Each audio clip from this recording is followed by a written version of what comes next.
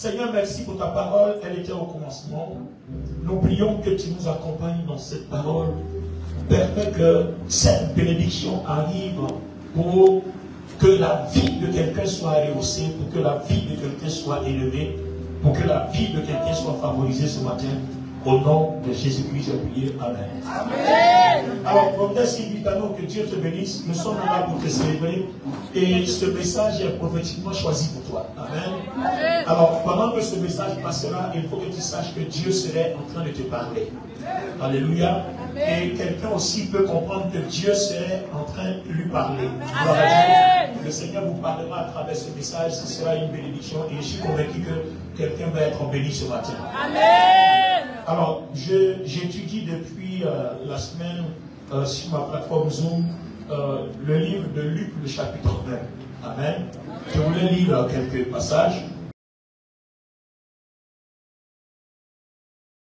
Je vous souhaite la bienvenue à cette rencontre. L'église qui vous reçoit est la communauté Source de Vie, CSV Paris-Cergy.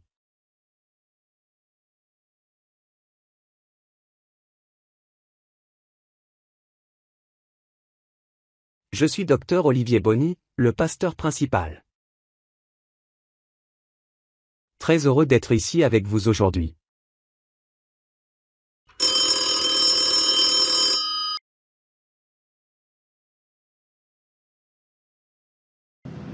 Au verset 5, Luc chapitre 1, au temps d'Hérode, roi de Judée, il y avait un sacrificateur du nom de Zacharie. Puis avec moi, Zacharie. Durant d'Abia, sa femme était de race d'Aaron. La race d'Aaron, elle s'appelait Élisabeth. Dis avec moi, Élisabeth. Ils étaient tous les deux justes devant Dieu. Et ils suivaient tous les commandements et toutes les ordonnances du Seigneur d'une manière irréprochable. Ils n'avaient point d'enfant parce qu'Élisabeth était stérile et qu'ils étaient tous les deux avancés en âge. Alors ça, c'est ma première remarque. Alléluia. Amen. Merci de vous asseoir. Les amis, c'est ma première remarque. Gloire à Dieu. Amen. Alors, cette parole prophétique passera en plusieurs remarques. Alors, Bishop Pano Lagrave, première remarque et première observation. Comment il se fait qu'une personne et sa femme qui obéissent au commandement de Dieu de façon irréprochable puissent avoir la stérilité dans leur maison? Personnellement, c'est une question sur laquelle nous avons besoin de travailler parce qu'on veut comprendre quelque chose. La Bible nous dit, si tu obéis, j'ordonnerai la bénédiction dès que ton partage. Mais regardez là, c'est écrit ici, hein? Verset 6, ils étaient tous les deux justes. Non seulement obéissants, mais c'était juste. Et ils suivaient tous les commandements et toutes les ordonnances de manière irréprochable. Alors, les amis, si tu obéis, j'ordonnerai à la bénédiction d'être ton partage. Ils ont obéi jusqu'à ils sont irréprochables. Donc, Dieu attend toi pour le visiter. Amen, amen, amen, amen. Pourtant, Élisabeth reste stérile depuis le jeune âge jusqu'à l'âge de vieillesse. C'est quand même incompréhensible. Et quelque part, si vous êtes chrétien, vous allez dire, Seigneur, ce n'est pas acceptable. Avant, quand je ne venais pas à l'église, j'avais tout ça. Maintenant, je suis à l'église, je n'ai plus rien. Mais je suis en train de parler à une personne, certainement, que ton destin établi soit entre les mains du Seigneur. Quand Dieu dirige ta vie, il peut être lent, mais il n'est jamais en retard. Je ne sais pas si je parle avec toi. Je dis, quand Dieu dirige ta vie, il peut prendre son temps. Il peut être lent, mais il n'est jamais en retard. Et évidemment, si vous et moi, on était à la place d'Élisabeth et puis de Zacharie, on se serait plaint. Seigneur, on obéit à ta parole. On paye nos dîmes. On vient à l'église à l'heure. On soutient l'homme de Dieu. On vit dans la sanctification. On vit dans la sainteté. Seigneur, on est irréprochable. Alors que tu as dit que tu bénis ceux qui obéissent à ta parole. Mais pourquoi est-ce que ma femme et moi, il n'y a pas d'enfant, il y a la stérilité?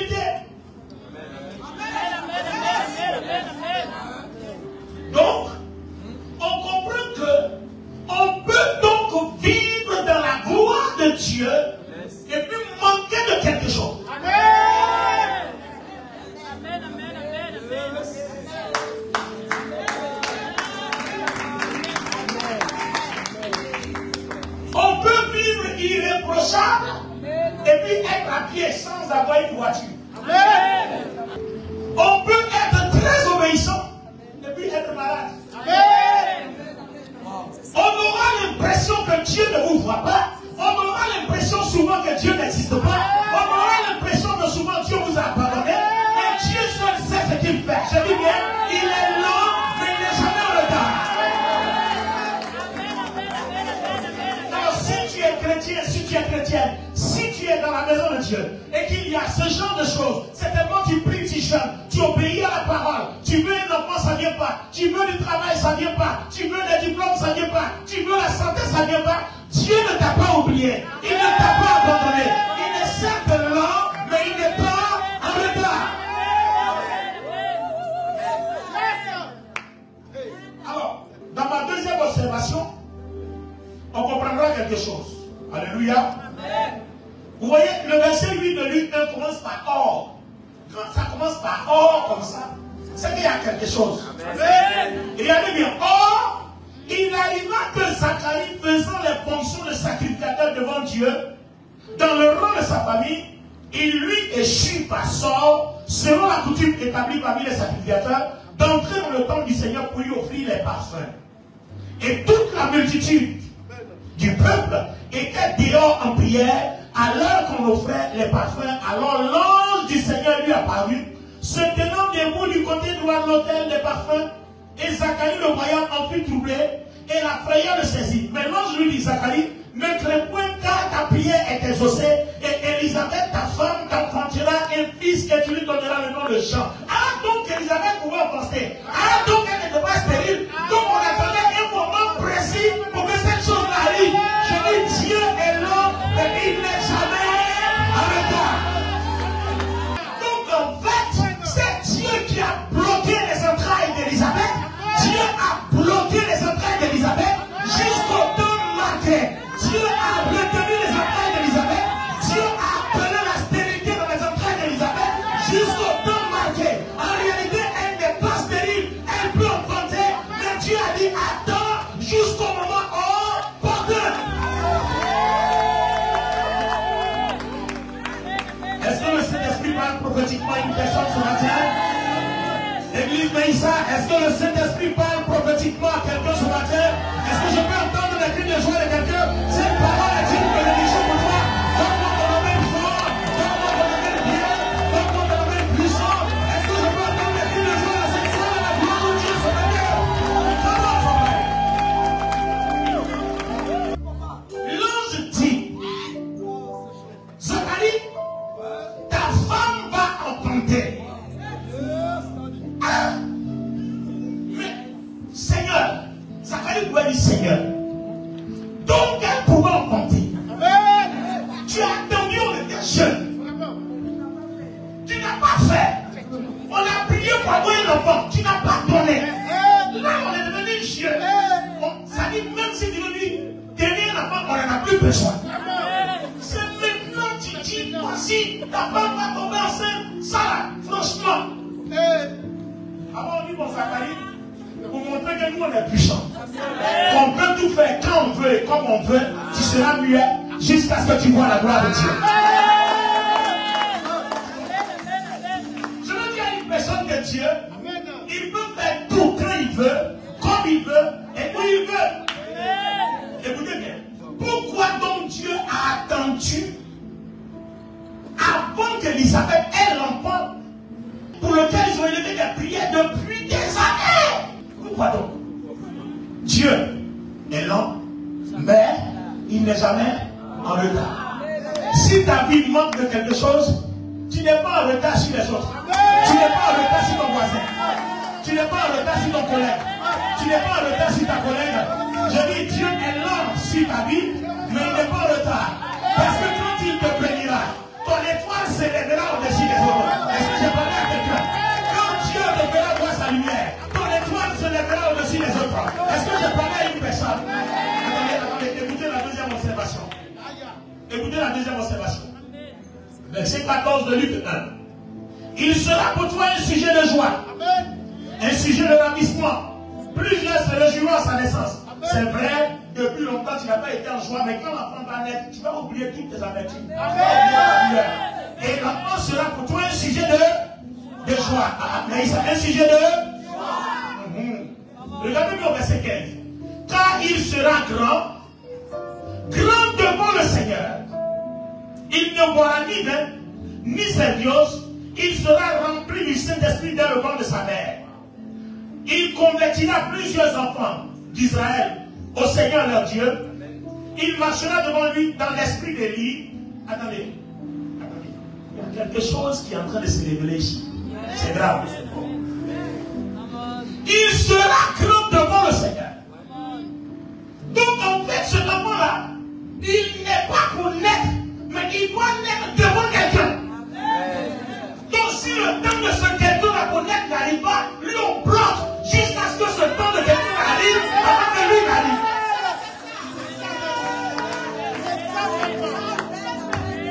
Donc l'enfant qui doit naître sera grand devant le Seigneur. Donc si le Seigneur n'arrive pas, lui peut être grand. Parce que sa grandeur, c'est devant le Seigneur. Donc on attendra jusqu'à ce que le temps du Seigneur arrivé soit prêt afin que lui il soit annoncé. Donc voilà une des raisons pour laquelle Dieu bloque les entrailles d'Élisabeth jusqu'à ce que le temps du Seigneur devant lequel il sera grand et de la grande arrive.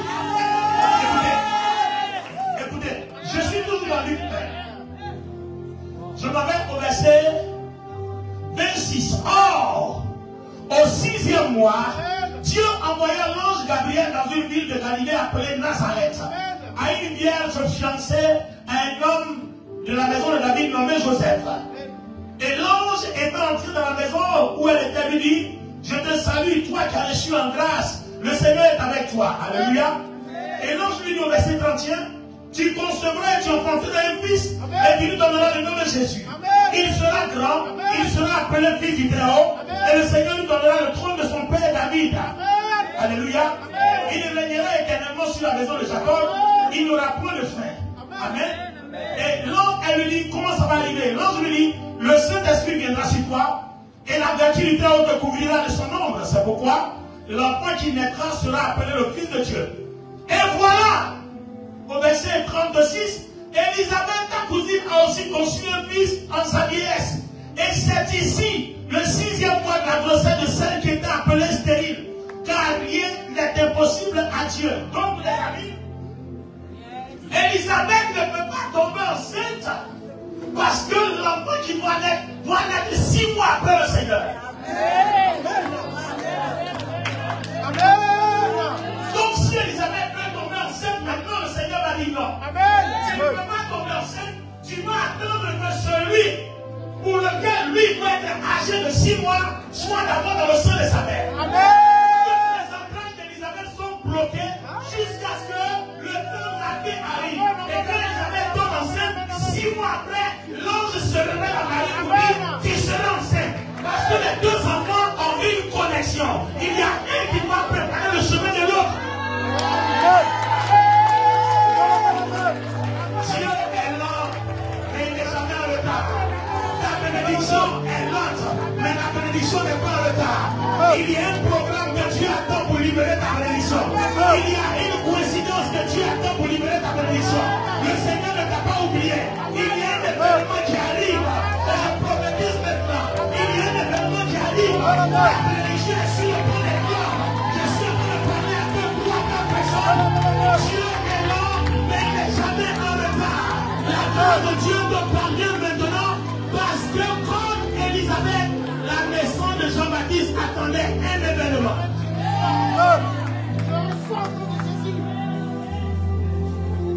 Est-ce que vous comprenez que souvent on ne comprend pas Dieu? Mais si on est disposé et attentif, on peut le comprendre. Oh Seigneur, tout le monde a des voitures, moi je n'en ai pas. Je suis sûr que tu donnes la voiture en 2023, tu vas mourir par accident en 2024. Donc on te donnera la voiture en 2025. Amen. Est-ce que quelqu'un comprend comment le Seigneur fait les choses? Alors je dis, Dieu est là, mais il n'est jamais en retard. Oh Seigneur, je veux te marier, mais si tu te maries en 2023, tu divorceras en 2024. Donc on laissera passer la saison, Tu te marieras en 2025 et le mariage durera jusqu'à la fin de vos jours. Et c'est pas pourquoi tu dis pas Amen. Alléluia. Il y a des personnes qui ont jeûné, prié, attendent des bénédictions, mais ça ne vient pas. Parce que il y a des bénédictions qui coïncident avec des mystères.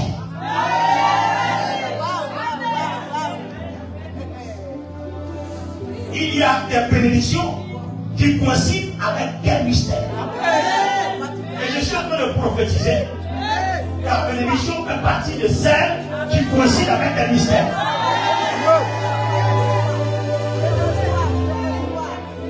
Alors, pourquoi je dis mystère? Contexte, c'est toi qui me le dis. Il nous réunit. Bishop, les bishops, écoutez bien. Regardez bien. Gabriel annonce à Zacharie que Jean sera grand. Le même Gabriel annonce aussi à Marie que Jésus sera grand. Donc, il y a deux grands. Seulement, il y a un grand qui va préparer le dîner d'un autre grand. Donc, quel est le mystère? Le mystère, c'est que le premier grand, il naît pour le deuxième grand.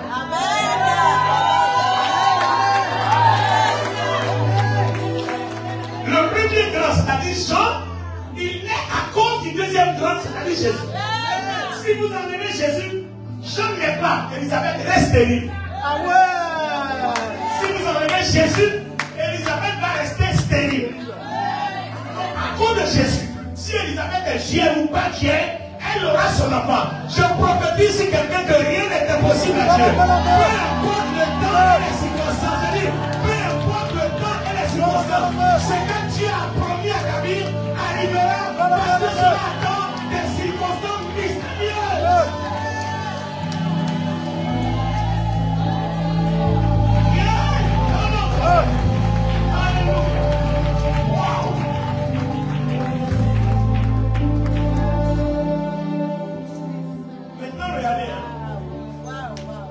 Jésus est grand, Jean est grand.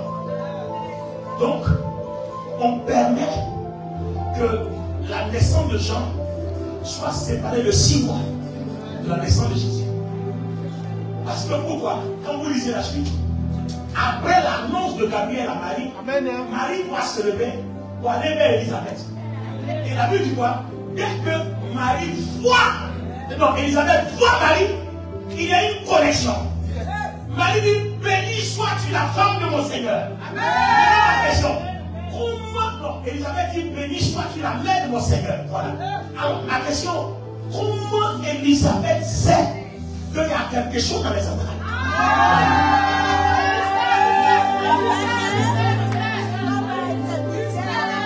Comment Élisabeth sait? Alors, chantons. Vous voyez, il y a des gens que Dieu prépare pour nous. Vous voyez, quand vous naissez, il y a toujours des personnes que Dieu envoie pour vous faciliter la vie. Et c'est pareil pour chaque être humain. De la façon dont Dieu permet que Jean-Baptiste arrive pour faciliter le chemin du Seigneur Jésus, c'est comme ça que toi aussi et moi, quand nous naissons, il y a des gens qui arrivent pour faciliter notre chemin. C'est toujours comme ça. Notre problème, c'est qu'on n'arrive pas à le reconnaître. Mais Élisabeth a réussi à identifier pour elle.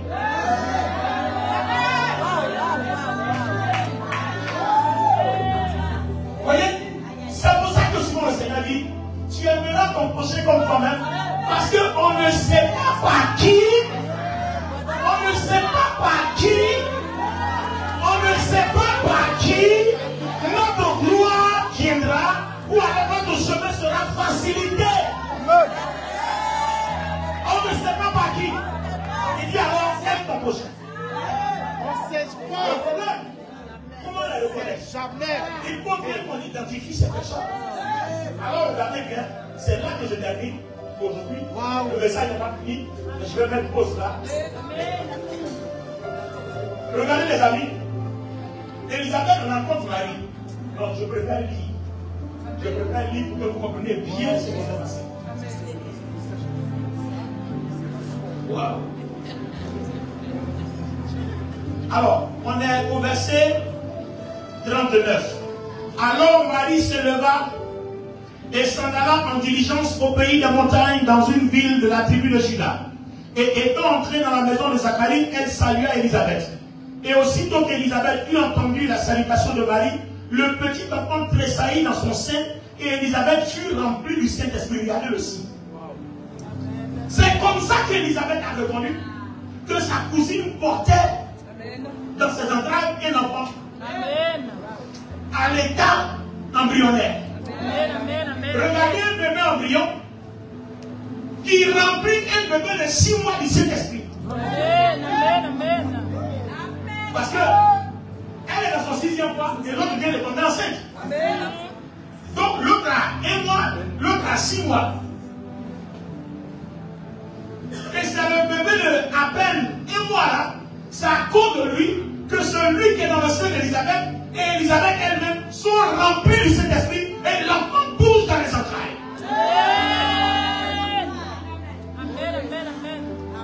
Écoutez, Élisabeth même dit, elle dit au verset 44, car la voix de ta salutation n'a pas plutôt frappé mes oreilles que le petit enfant tressaillit dans mes entrailles. Je m'arrête là pour jouer. Bishop Tabo. Élisabeth dit, normalement quand on entend une voix, elle frappe quoi? C'est pas l'oreille qu'elle frappe. Mais là, Élisabeth dit, la voix là, au lieu de frapper mes oreilles, ça a frappé mes entrailles.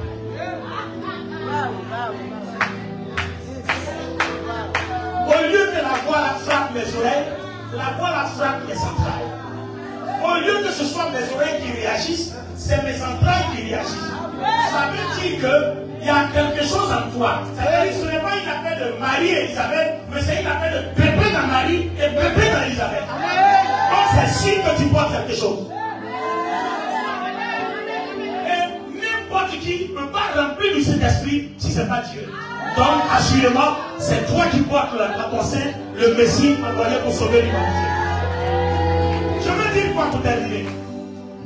Quand vous rencontrez des personnes pour lesquelles Dieu vous a créé, ou alors des personnes que Dieu a créées pour vous, il y a toujours des signes étonnants qui confirment que cette personne-là a une connexion spirituelle, a une alliance divine avec toi. Des personnes pour les alliances. Jean-Baptiste avait une alliance avec Jésus.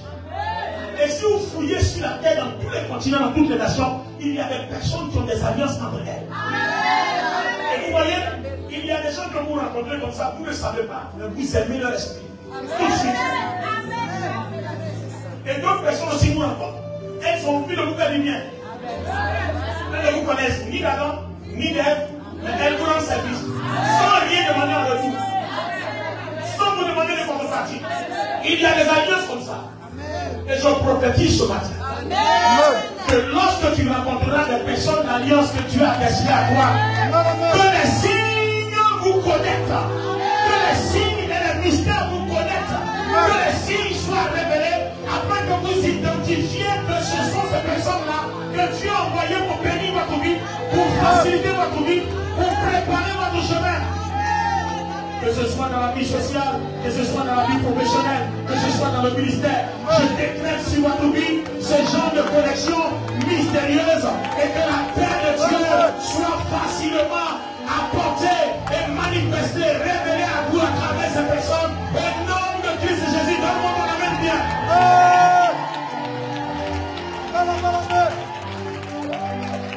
Si vous avez aimé la vidéo, n'hésitez pas à vous abonner à la chaîne. Rejoignez-nous tous les dimanches à partir de 15 h pour des moments d'édification à CSV Paris-Cergy.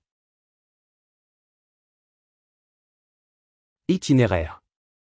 Voiture, 12 rue des Chauffours. 95 000 Cergy. Transport, RER à Cergy Préfecture. Immeuble ordinal, entrée porte 1. L'ascenseur porte 3, 3e étage. Nous sommes joignables en ligne directe et WhatsApp via les numéros plus 33 750 12 72 41 et au plus 33 6 12 83 39 19. Que Dieu nous bénisse.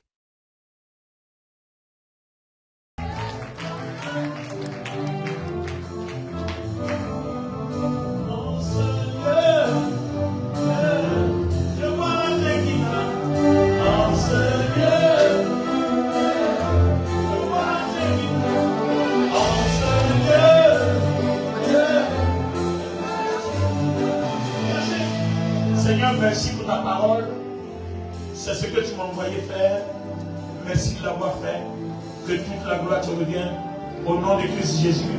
Et l'Assemblée dit très fort, Amen. Amen. Et Amen. Que Dieu vous bénisse, Meïssa. Joyeux anniversaire, Maman Tano. Joyeux anniversaire. Et que Dieu t'utilise puissamment dans le discernement. Voilà.